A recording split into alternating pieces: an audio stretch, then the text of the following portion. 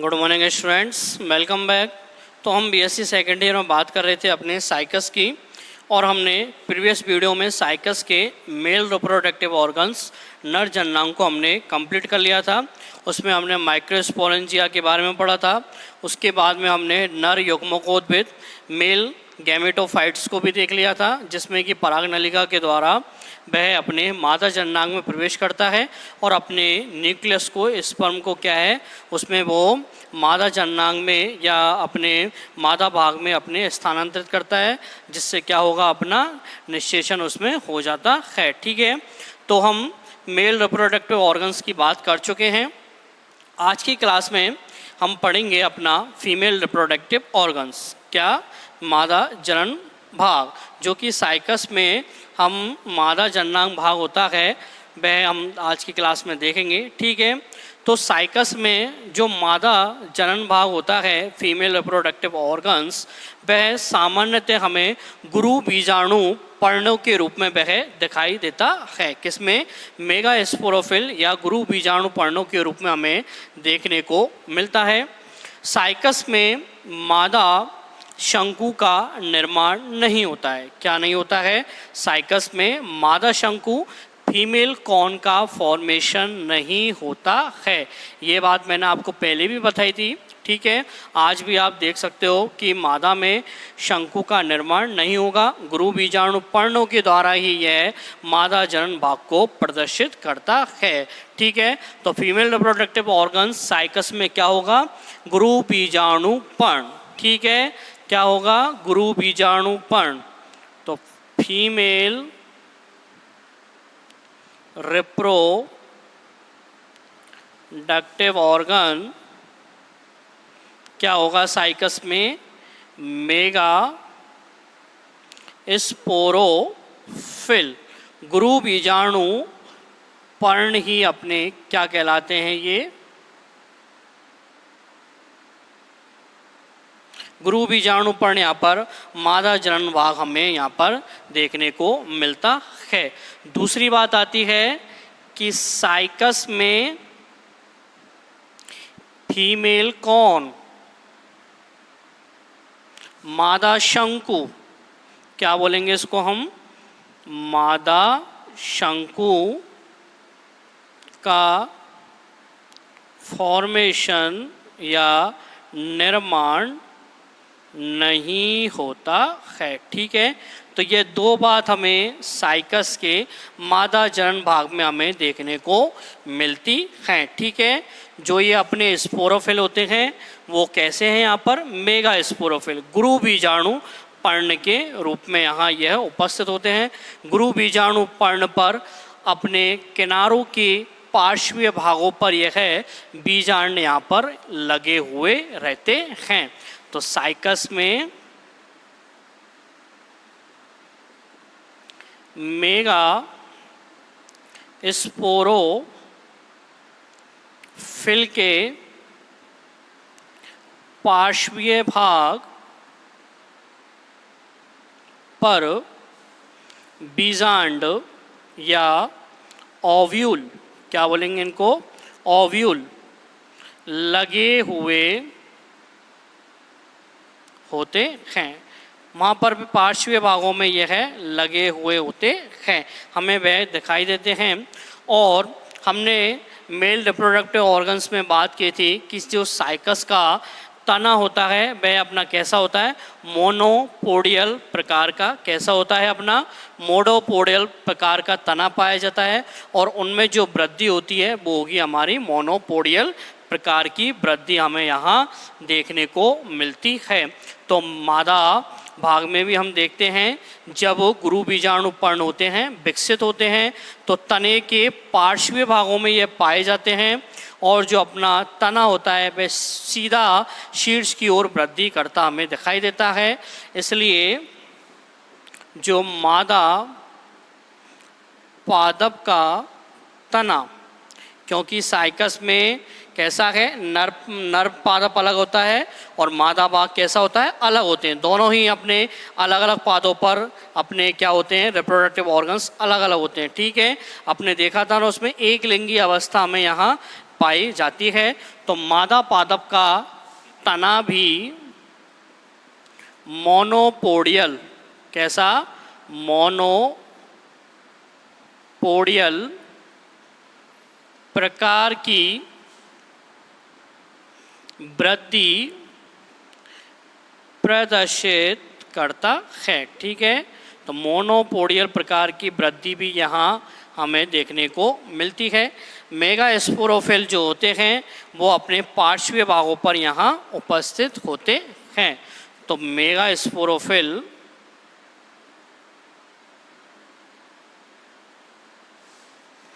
तने के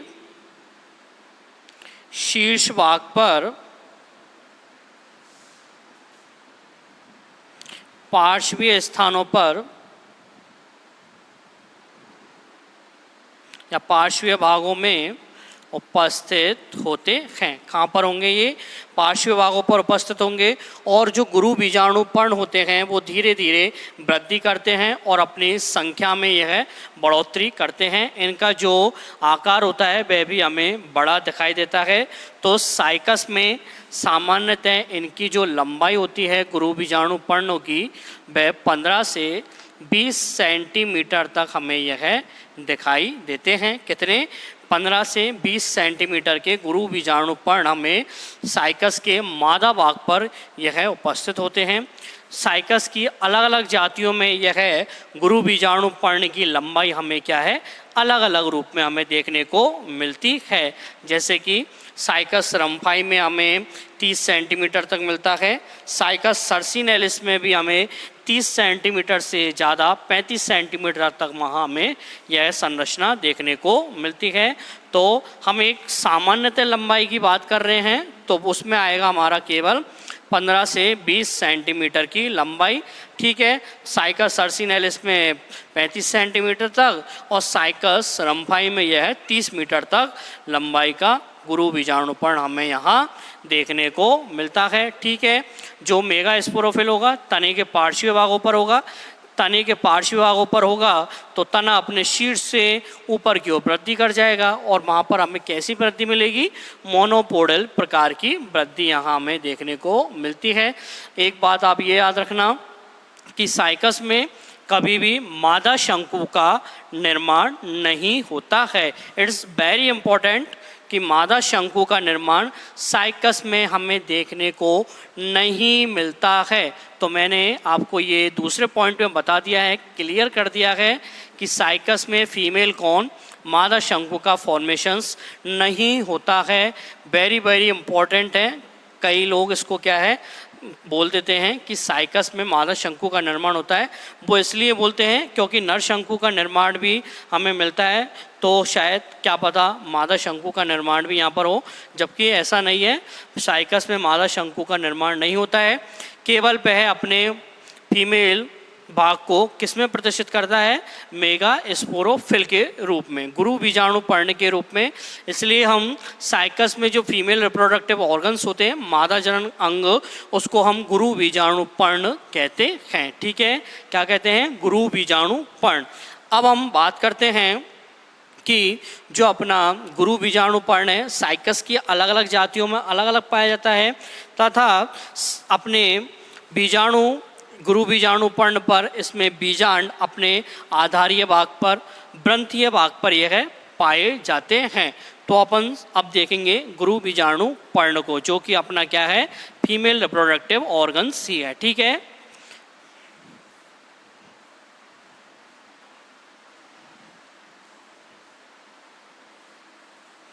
तो अब बात करेंगे हम गुरु बीजाणु पर्ण।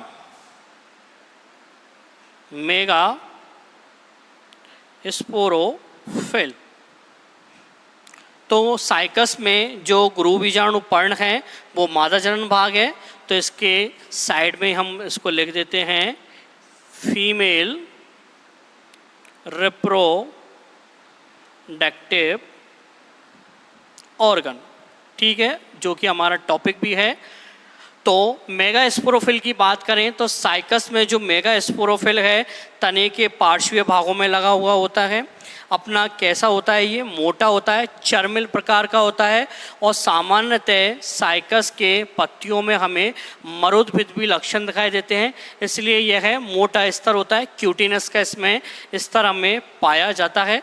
हमने पत्तियों की जब आंतरिक संरचना को देखा था तो हमने बात की थी कि एपिडर्मिस के बाहर मोटा क्यूटिनस का स्तर हमें देखने को मिलता है। तो उसी प्रकार से मेगास्पोरोफिल भी अपना मरोदभिद लक्षणों को दिखाएगा, क्यूटिनस स्तर इसमें पाया जाता है। ठीक है, अब हम बात करते हैं कि जो मेगास्पोरोफिल है वो उसकी लंबाई कितनी है। औसत लंबाई 15 से 20 सेंटीमीटर तक इसकी लंबाई होती है, औसत माना जाता है इसको। और सामान्यतः मेगास्पोरोफिल को मुख्यतः रूप में 3 भागों में इसे विभाजित हम करते हैं। कितने भागों में? 3 भागों में इसको विभाजित किया जाता है। कई बुकों में आपको इसके 2 भाग भी देखने को मिलेंगे, तो आप 2 भाग भी लिख सकते हो या 3 भाग भी इसको हम लिख सकते हैं। तो 3 भागों में कौन सा भाग होते हैं? अपना पहला भाग होता है इसमें ब्रंत वाला भाग। कौन सा? ब्रंत भाग। ठीक है। दूसरा भाग होता है अपना मध्यम भाग। कौन सा? मध्यम भाग, जो कि मिडल पोर्शन होता है। और तीसरा भाग इसमें होता है ऊपरी सिरा, जो कि पर्निल के रूप में हमें दिखाई देता है। तो ऊपरी पर्निल भाग। ठीक है। तो अपना जो गुरु बीजाणु पर्ण है वो अपना ब्रंत भाग, मध्य भाग और ऊपरी पर्निल भाग, 3 भागों में यह विभाजित होता है। ठीक है। अब अपन बात करते हैं ब्रंतीय भाग की। तो ब्रंतीय भाग कैसा होता है? नीचे की तरफ होता है, ब्रंत के रूप में दिखाई देता है। तो साइकस के अब मेगास्पोरोफिल को हम देखें तो उसमें यह नीचे ब्रंत वाला भाग हमें यहाँ दिखाई देता है और ऊपर से यह मध्यम भाग होता है। इसमें धीरे धीरे पत्तियों का गुरु बीजाणु पर्ण इस प्रकार से यहाँ देखने को मिलता है।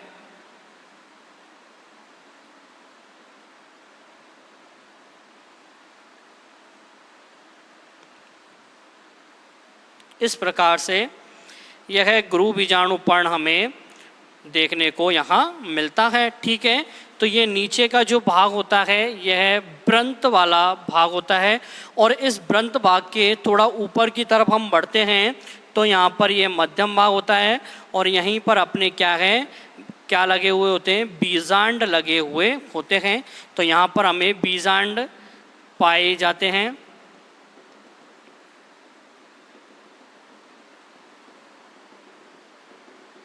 और साइकस का जो ब्रंत वाला भाग होता है नीचे की तरफ, उसमें से अपने संवहनीय तंत्र या संवहनीय ऊतक, जाइलम और फ्लोएम इसमें से हमें देखने को मिलते हैं। तो ये जो मैंने डॉट डॉट करके दिखाया है यह है अपने संवहन तंत्र।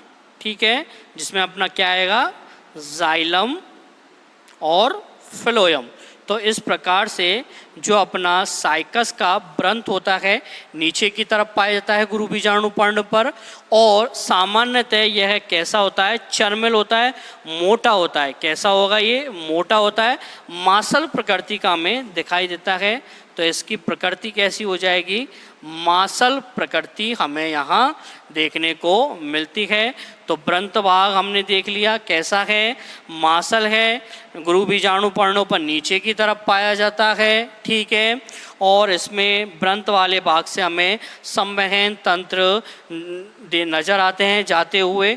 यह संवहन तंत्र गुरु बीजाणु पर्ण पर ऊपर की तरफ धीरे धीरे से यह वृद्धि करता है। तो साइकस में जो गुरु बीजाणु पर्ण होता है इसकी अलग अलग जातियों में इसकी संरचना हमें अलग अलग रूप में भी मिलती है। कई साइकस सर्सिनेलिस में ऐसी मिलेगी तो साइकस रम्फाई में ये अलग आकृति का मिलेगा। तो उसकी अगर हम बात करें तो ये अपना ब्रंत वाला भाग हो गया। उसके बाद में हम देखते हैं मध्यम भाग से ऊपर की ओर ये धीरे धीरे बढ़ता है और मध्यम भाग में यहाँ विभाजित नहीं होता है तो वहाँ पर धीरे धीरे लैमिना का अप फॉर्मेशन हमें यहाँ देखने को मिलता है ऐसे, और ऊपर जाकर ये बिल्कुल पतली नोक में बदल जाता है और वहाँ से फिर ये अपना पर्निल भाग को दिखाता है। ठीक है। तो इस प्रकार से यहाँ पर मिलेगा और इसके मध्यम भाग पर यहाँ पर अपने क्या लगे होंगे? बीजांड लगे हुए नज़र आते हैं। तो यहाँ पर अपने बीजांड होगा ये।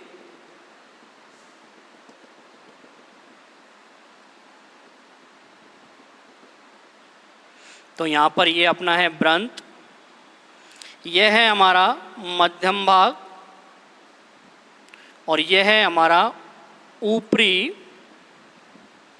पर्णिल भाग। कौन सा है ये हमारा ऊपरी पर्णिल भाग। ठीक है, अब हम बात कर रहे थे अपने वृंत भाग की। हमने देख लिया था मासल प्रकृति का है और कैसा है, सम्वहनीय तंत्र जाते हुए नजर आते हैं।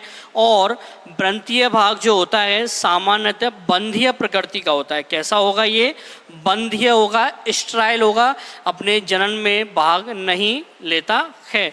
तो वृंत वाला भाग जो होता है अपना स्ट्राइल पार्ट होता है, बंद भाग होता है। कैसा होता है ये, बंधीय होगा, बंधीय भाग हमें दिखाई देता है। ठीक है, मासल प्रकृति का है, सम्वहन तंत्र जाते हुए नजर आते हैं। तो ये हो गया अपना गुरु बीजाणु पर्ण पर वृंत वाले भाग की जो नीचे की ओर है। ठीक है, अब हम बात करते हैं अपने मध्यम भाग की। किसकी बात करेंगे, मध्यम भाग की।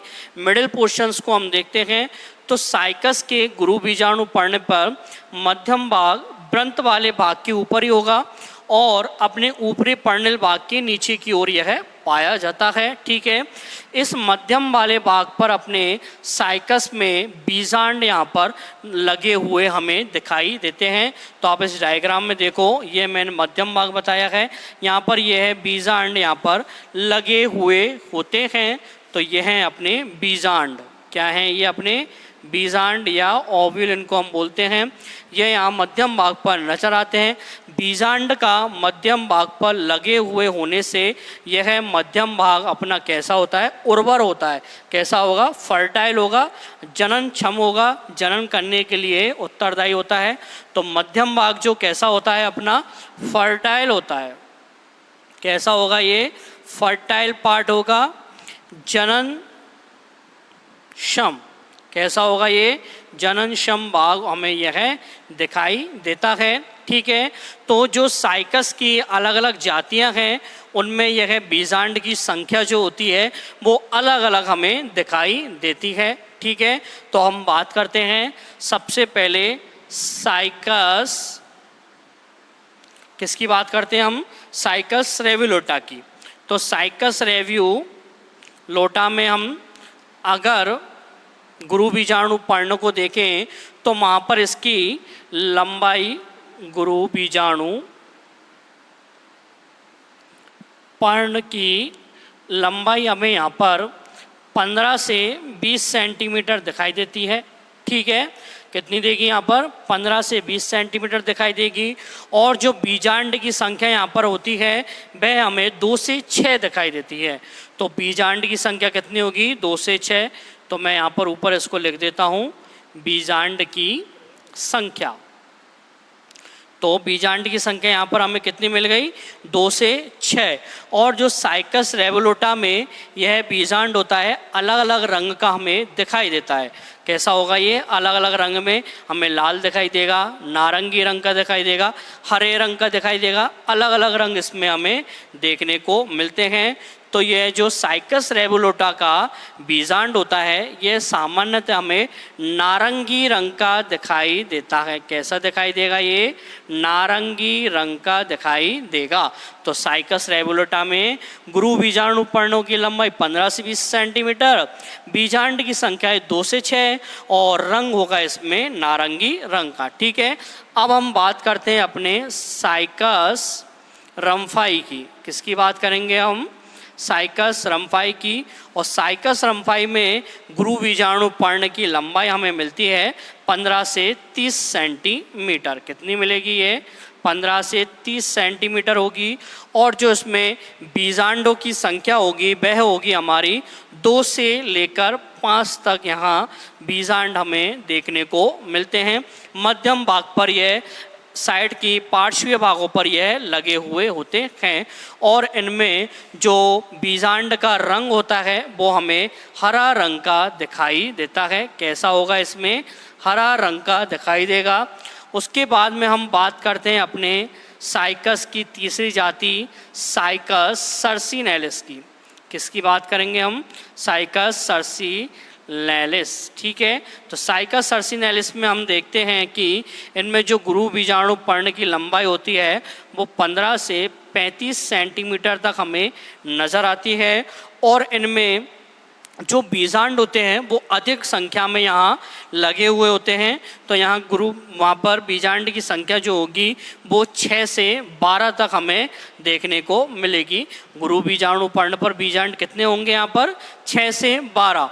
तो यहाँ पर 6 से 12 में संख्या में हमें यहाँ नज़र आते हैं। उसके बाद में हम देखते हैं कि साइकस सर्सिनेलिस का जो बीजांड होता है वह भी सामान्यतः हमें हरे रंग का दिखाई देता है। कैसा होगा ये? हरे रंग का हमें दिखाई देगा।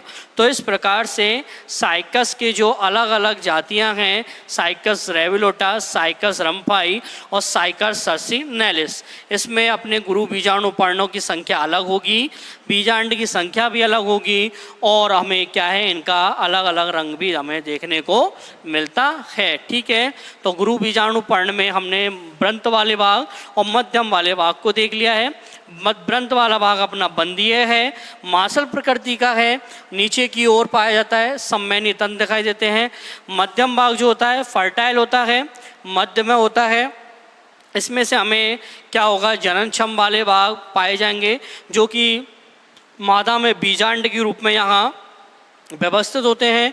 हमने साइकस की अलग अलग जातियों में इसकी बात कर ली है। ठीक है, अब उसके बाद में हम देखते हैं कि जो अपना गुरु बीजाणु पर्ण का ऊपरी भाग होता है, पर्णिल भाग, वो हमें किस प्रकार का दिखाई देगा? तो साइकस के मेगास्पोरोफिल में ऊपरी पर्णिल भाग होता है, वह भी हमें कैसा होता है? स्ट्राइल्स रूप में पाया जाता है।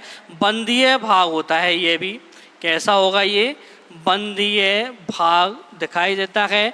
ऊपरी जो पर्णिल भाग होता है वह धीरे धीरे वृद्धि कर कर कुछ कांटे नुमा संरचना में बदल जाता है, या यह दांते नुमा संरचना में यहाँ दिखाई देता है।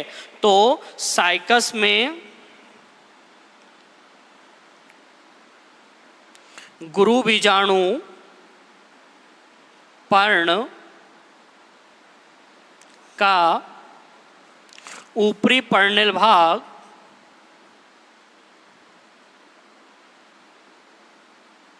कांटेनुमा या दांतेनुमा संरचना का, कांटेदार या दांतेनुमा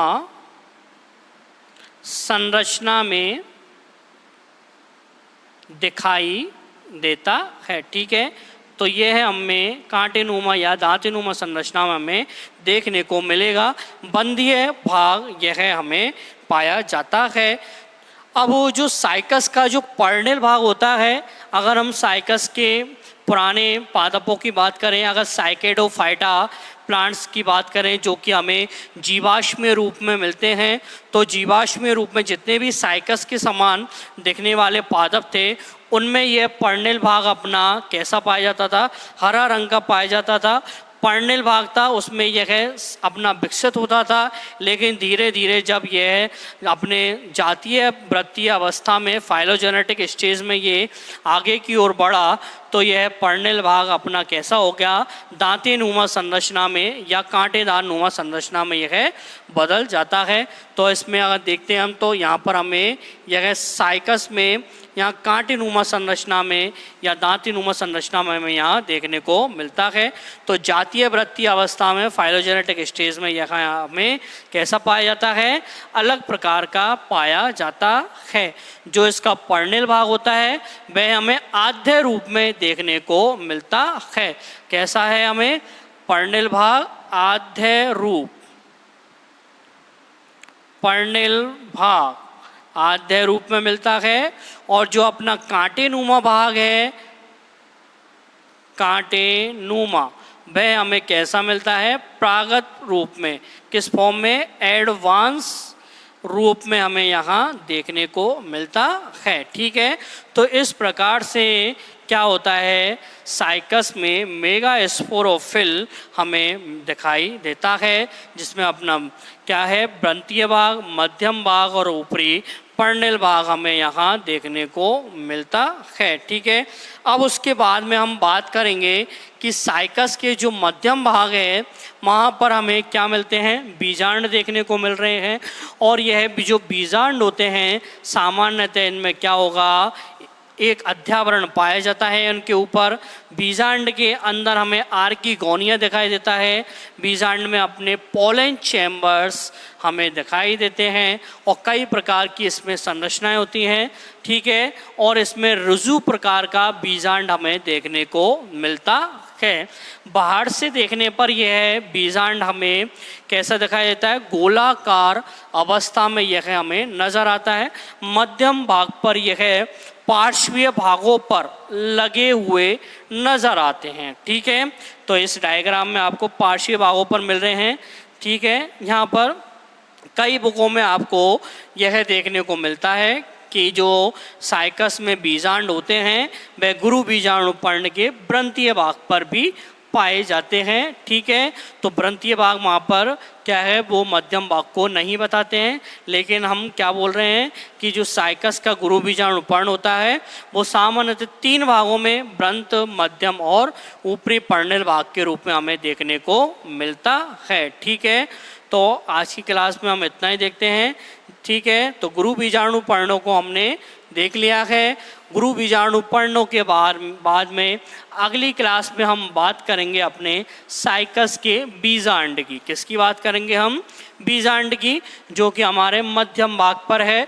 और यही मध्यम भाग हमारा कैसा पाया जाता है, फर्टाइल होता है, जनन क्षम होता है, जनन में भाग लेने वाला भाग है ये। ठीक है, और इस प्रकार से साइक अपने यहाँ पर बीज अंडाणुओं का निर्माण होगा और वह अपने मादा युग्मकोद्भिद को परिपक्व करेगा, जब जाकर अपना नर युग्मकोद्भिद और मादा युग्मकोद्भिद अपना क्या करेंगे, निषेचन के द्वारा एक दूसरे के संपर्क में यह आते हैं। ठीक है, तो आज की क्लास में हम इतना ही देखते हैं। धन्यवाद, थैंक यू।